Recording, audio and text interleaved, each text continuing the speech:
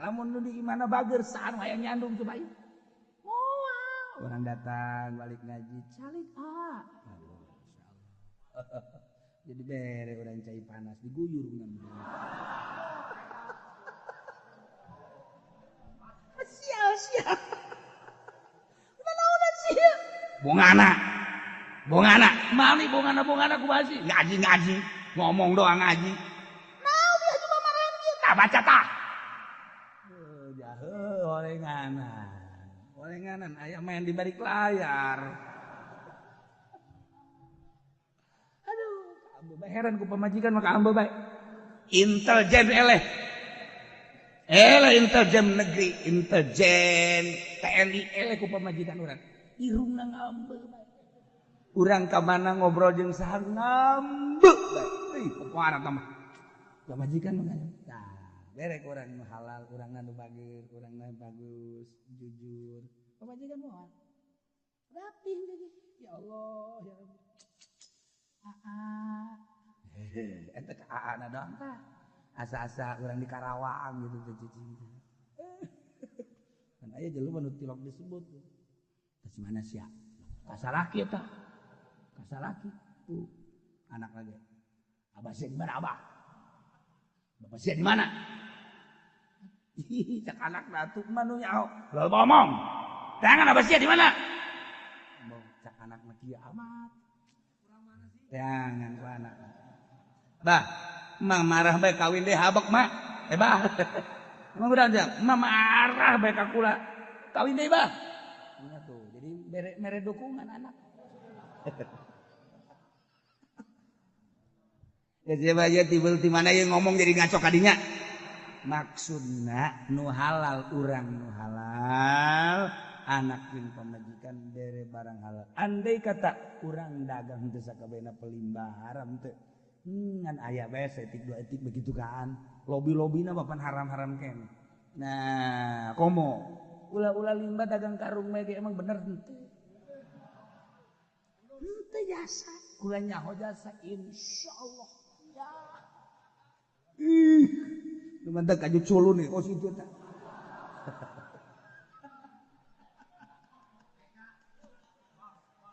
Lalu dijabarkan setik-setik dah, gugula tu makalna heuhan kabeh ge. Je. Di pabrik aya karung kumaha urang hayang asup ka dinya. Eta karung teh geus ku batur kajen teh, ku batur ge nu penting beunang ku urang, kana ta lobieun ngaranna. Je, emang kumaha lamun teu make haram? Bisa moal tetap pakai haram.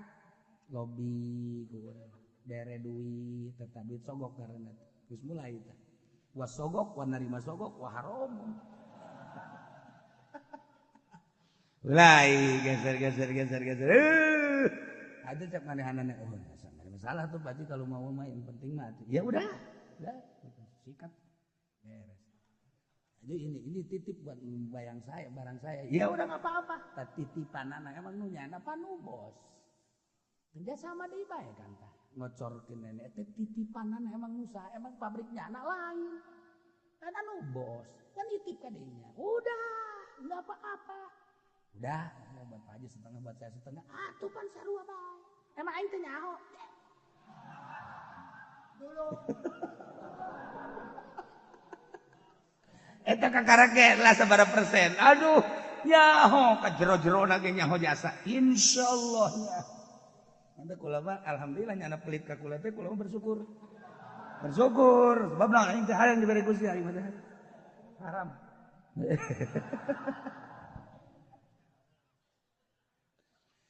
Geta ieu ala kadar ya. Perubahan-perubahan hewan, perubahan-perubahan makanan, perubahan-perubahan diri urang. Ieu kerjatakan perubahan. Geus diri urang nu tatadina pi surga kan kunaon jadi ka neraka. Tatadina ieu teh hewan teh halal kok jadi haram, berubah. Ieu minuman teh tatadina halal kok jadi haram karena berubah menjadi najis. Awak urang ulah dinajisan. Wudu mah urang gampang, mandi mah urang gampang, tapi a'udzu billahi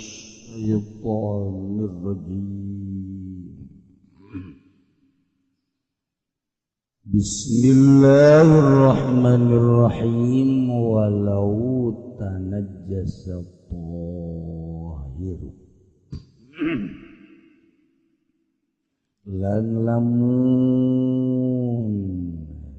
madadi najis apa kang suci kakhalin kaya cuka dubsin zaibin lan tua kang ancur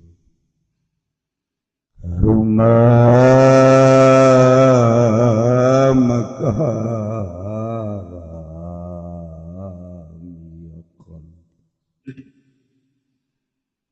wa makusibalan utai barang kang den usaha yang mabmukhom maratin najisin kalawan gawe ing najis kahijabatin kaya gawe canduk bekam vakansi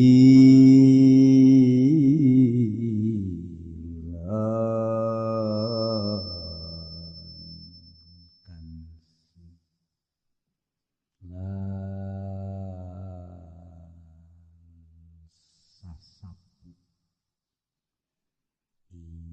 pelbak atawa ku ari mah dikeren di pabrik mangarana teh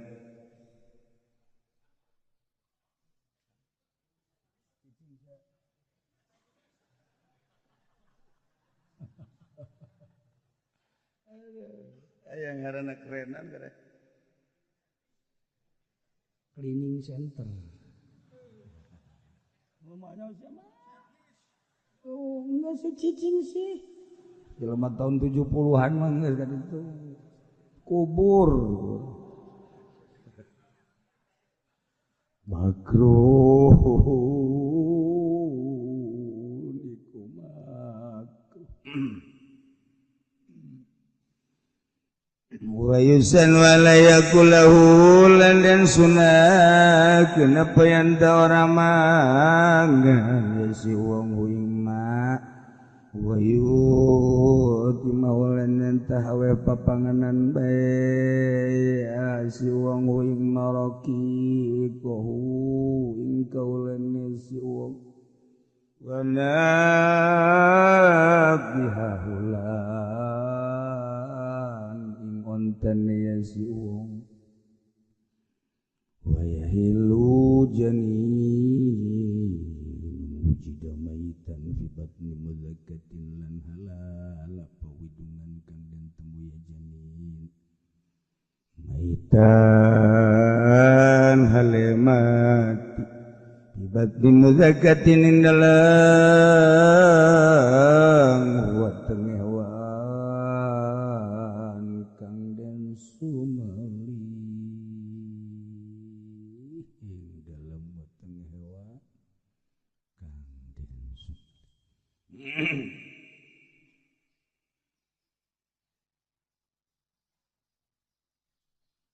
nu kamari teu disebatkeun lantaran patali jeung can kaitung sebab kamaotan jadi nu daek ngitung duit sebab lain anu nyana duitna jadi embung ngitung tapi akhirnya kahitung oge minggu kamarina kahitung minggu nu itu lagi 123.300.000 kamari 120.700.000 tinggal orang minggu ieu jeung minggu hareup minggu berikutna orang siap-siap tasbih kencengan mawana nu loba jang jualeun lain dek mikir jualan beda Loba kitabna tapi di toko kitab jualan nyaho naon teman jualan aya nu loba kitabna tapi jang pamer hungkul teu di hareup ruangan tamu dibaca mah henteu pamer aya nu loba kitabna di jero ditendeuna rapi ditendeuna ge tetep eta tilok dibaca sanajan kukumaha ge sebab cek abah teh mah deuleu bae jelema mah kiai mah asal kitabna rapi tilok dibaca mantap ulama tilok dirapi aduh acak-acak bae geus kitab abeh pajar dibaca teh teu beres dibaca ge habis ai pajar makan teh tetep teu dibaca dalam aya kiai kitabna acak-acakan tah eta sebul ngaberesan ngaranna masih cicing besi bukan telon teu iluneun baheran aing mah atuh sia mah beresan karung teh geus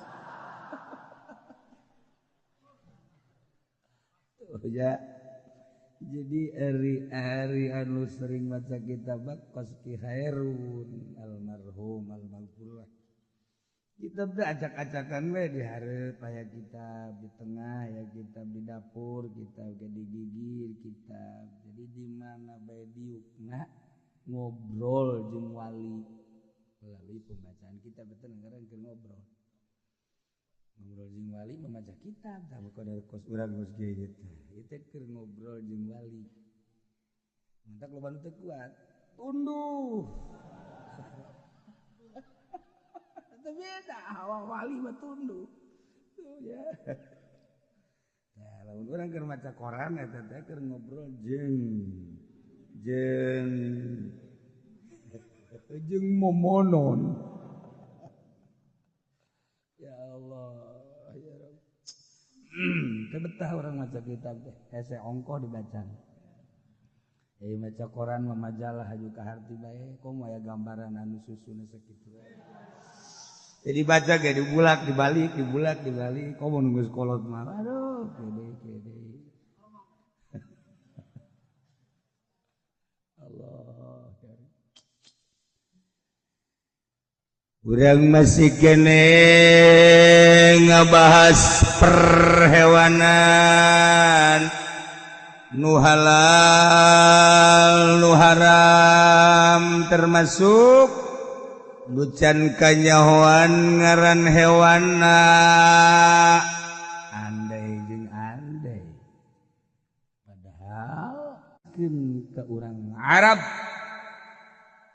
Arabna ahlul yasar ahli yasar diengke anu ngajelaskeun ngaranna halal jeung haram kunaon ka Arab lantaran Kangjeng Nabi sumber syariat sumber hukum turunna di Arab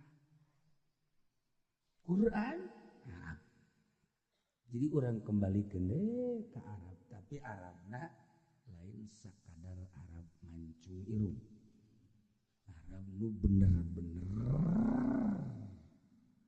mulia pilih ku Kangjeng Nabi teh di golongan Quraisy itu pan beureun ayeuna ge ayat turunan Quraisy eta nu hebat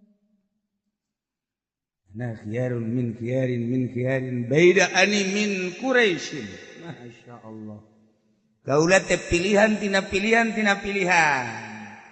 dan kula mah eta bae cenah golongan Quraisy eta hebat Kangjeng Nabi bahasana tawadu padahal panghebatna jeung pangmulian kamari keur nyaritakeun hewan lamun berubah hayam dipencit aya dagingna teh berubah jadi kaambeul kokotoran si eta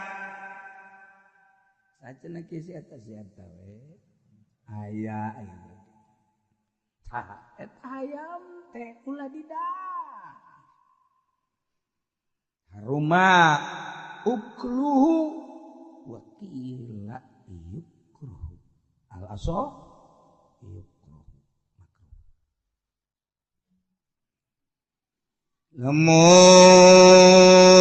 aya hewan di paraban make paraban nu suci atawa anu najis tadi makannya tuan sorangan ayo nama di paraban cara hayam di paraban tak eta teh kumaha daging namun daging teu berubah jadi bau kotoran awal imam biasa mah bau daging hayam popoba halal mun hajut berobat warima patalia jeung berobat teh kadaharan anu halal anu suci kaya ning cuka eta teh karsa kurang Arab cuka teh urang lamun ke Baghdad urang lamun ke Iran urang lamun ke Uzbek eta teh cuka balunta dahar teh jeung cuka anjeun resep cuka kolot baheula mah dahar teh ngawadang terutama atuh geus we sangu teh siuk jeung cuka kolot baheula mah taleger awakna teh cuka masya Allah wari cuka teh berubah beuna jadi lain bau cuka jadi bau bir bintang atau ka ambeuna ambe ciu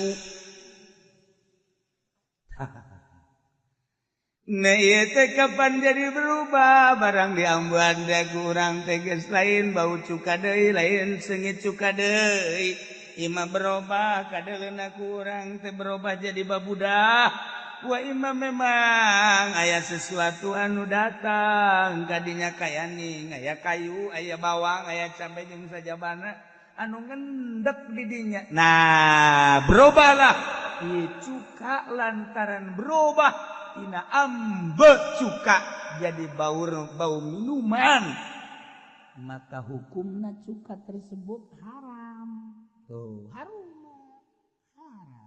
ya Allah ya Rabbi ada tuh cuka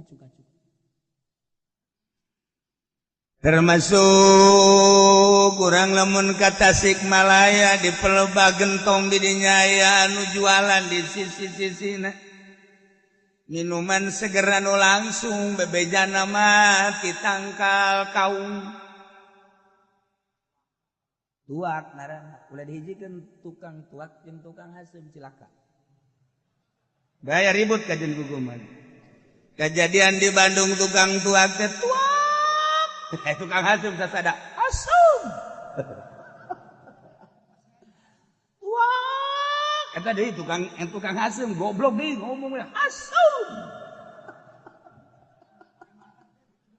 sakali dicek tukang tuak sia ngomong wae babet sia ngomongnya nya tuak ngomong dewe asem marah panjang asem serenteng goblok sia nu goblok sia aing ngomong orang tuak di hasem goblok deuleu teh aing dagang hasem deuleu jaheus ya bisa salaman atuh geus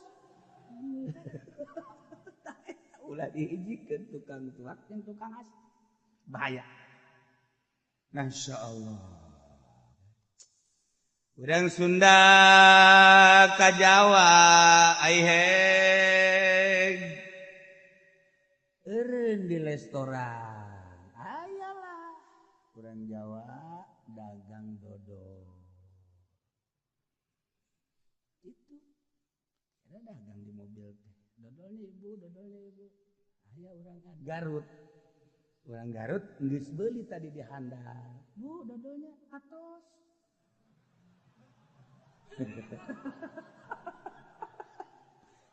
tukang dodol goblok si ibu Poe di toilet Bu, ini dodolnya Bu atos. Sekali deui kuing dihajar sia. Bu, dodolnya atos tadi. Lihat dulu Bu. Atos. Tuh, dikitu-kitu ku jana empuk kan. Kaget si Ibu Jepan jadi hati urus. Gorenganan, atosnya panteas. Waktu kasinggung tukang dodol. Atos sebenarnya. Itu beda bahasa. Ruantak ge, si hade bahasa ge. Deket saha si hade. Tuh ya, Masya Allah. Nah, iya. Lamun tua ya deh tua kuari berubah ambeuna tereh tuak mah kula balik di Banjar meuli tuak seger kebeneran lah kula teh meuli 5 botol meuli botol aqua bawa langsung ka imah poho diantep eta sapoe 2 poe nah kula iya tuak ge horegang nu kamari teh 2 poe buka wah ambean ku aing bisa mabok asana anjak kalau haji teh mun aya tak ieu mah ku sia coba sia mabok teu kan nya batu deuk mabok teu mabok ya nya terus bae nya mau pantang jacai aki doang nu pantangna ambeuna beda ngan 2 poe eta asli eta kula kan mesen heula mesen hayang tuak tapi nu asli kan nu di pinggir jalan mah asli lah pokoknya atuh bada aya meunangna ge sabaraha kan di ditu sapira tuak atuh kecelak jadi dijual dijual botolan teu karti kan urang pokos madu atuh sapoe teh meunang madu teh sabaraha paling ge setengah naon kitu botol aya dijual puluhan botol teu karti mun asli teu karti atuh sapira madu atuh ya Allah ya Rabbi tapi amisna akur terus ambeuna akur eta lah hebatna pembohong teh kitu akur bae teu karti aya haju puluhan botol mah ade produksi campur gula campur jeung manisan cerme eta geus madu kan nah ieu tuak berubah rasa jeung ambe jadi najis lantaran kuari mah lain jadi minuman tuak jadi minuman keras ambeuna beda rasana beda harum haram Islamun aya hiji barang anu halal kemudian berubah jadi najis berubah dengan sendirinya tawakkalun tepan barang anu suci lolobana makan tepan barang anu suci makan tepan barang anu suci mah sanajan teu berubah ge eta jadi haram bae sebab engkena bakal berubah ieu mah berubah ambe jadi minuman entek tere berubahna cuka, tuak, tere teh berubah nanti. Ya, haram. Tuh, ya Allah. Ya lamun urang nyaritakeun patali jeung hewan anu diparaban, make parab anu suci, parab anu najis kemudian ieu dagingna teh teu berubah eta teh tetep bae jadi halal lamun ngahaja-haja kuari aya hiji anak kakara lahir borosot ka dunya sopan tah ka anak mbe lahir kuduna ngajuru iya mbe ngajuru eta ngaranna pas bahasa teh lamun jalmi eta ngalahirkeun eta pas di urang mah dirobah weh, di kansia geus ngajuru. Pas bareng jeung embe na ngalahir. Atuh kumaha? Ai di kang ngajuru aya embe ngalahir. Berarti sopanan keneh ka embe. Jadi urang mah kos kitu dibalik-balik ngan antepkeun eta bahasa ulah sok dirobah-robah. Geus kitu-kitu beresep ngadengna lagi. Perasaan seubeuh ngadengna bahasa kos kitu teh. Deuk ka mana tuh sia? Ngirahan tah. Eta urang mana tuh? Deuk ka mana tuh sia? Ji, jadi jamin ka dieu. Deuk kana. Tungtungna kos kita Cilong apakan lain kitu. Sopan di Cilongna. Bade ka mana? Aduh. Nginaheun. Coba di pondok lah. Deuk ka mana tuh sia? Beda. Ya heueuh. Jadi mah teu kitu. Tungtungna teh dikitu-kitukeun tah. Ya Allah, sakumaha orang Turki. Jadi kos kori tungtungna dikitu-kitu. Cilongok mah rapi.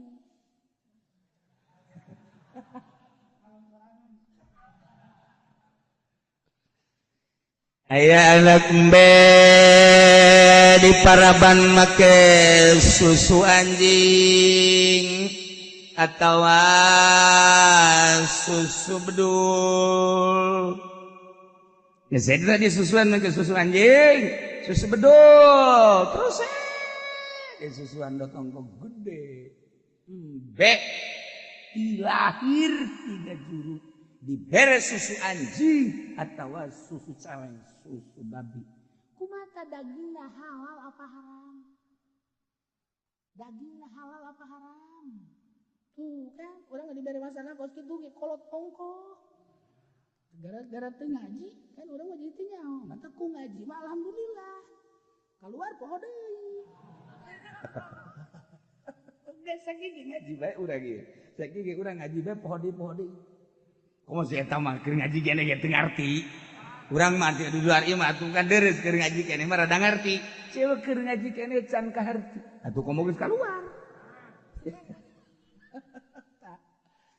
Mun aya anak embe termasuk hewan-hewan nu lain anak sapi, anak munding jeung sajabana disusuan make susu anjing atawa susu bedul. Eta percis kal jalalah okos hayam bae engke dagingna nu di deuleu berubah apa henteu lamun tetep bae dagingna daging hayam ambil hayam halal itu bae ulah hese-hese. Lamun ayam be di Paraban tahunan lain setahun 2 tahun murun 10 tahun di Paraban ana make harta nu haram. Misalna aya hiji pejabat gawena teh korupsi, duitna teh kapan hasil korupsi. Serem kadengena mah korupsi padahal mah teh maling-maling kene. Beda jeung nyopet, aya nyopet mah setik nyopet. Maling mah rada gede. Ari korupsi mah tama gede jasa garong ngaranna. Nah, di Paraban pake meuli jukut jeung sajabana. Be di Paraban make hasil korupsi. Maling lain pejabat bae saha bae kabehan. Nya jukutna kan menang maling, jeung menang ngaritna ti dalahan batur. Atawa ngaja duit anu menang pake meulina hasil korupsi nu jadi permasalahanana. Nah ieu embe teh haram apa halal? Datang ka dinya dibongkar dibahas. Masya Allah. Loguz ya syatun lamun di Paraban hiji embe di Paraban nawas di sini 10 tahun atau leuwih bimalin haramin make harta anu haram. Cik Ibnu Abdis Salam lam ya rumanai ukluhat teu haram daging nama mangga bae. Masalah. Jangnya apa? Jang batur tetep halal we daging. Sebab embe mah urusan. Urusan cek dina aing mah teh nyaho haram teh pokona aing mah lintuh bae pokona. Urang ge embe. Kan ya kari. Besita abe jelas nya. Abe jelas jadi ngeunaheun urang kan Masya Allah. Eta teh keur patali jeung ilmu syariat tapi ketika jelema anu tasawuf bah tarkul uklim min syatin walifat bialpin magsubin minal waro ninggalkeun barang dahar ngadahar tina daging embe nu diparaban make parab anu haram menang ngagasap menang maling nang korupsi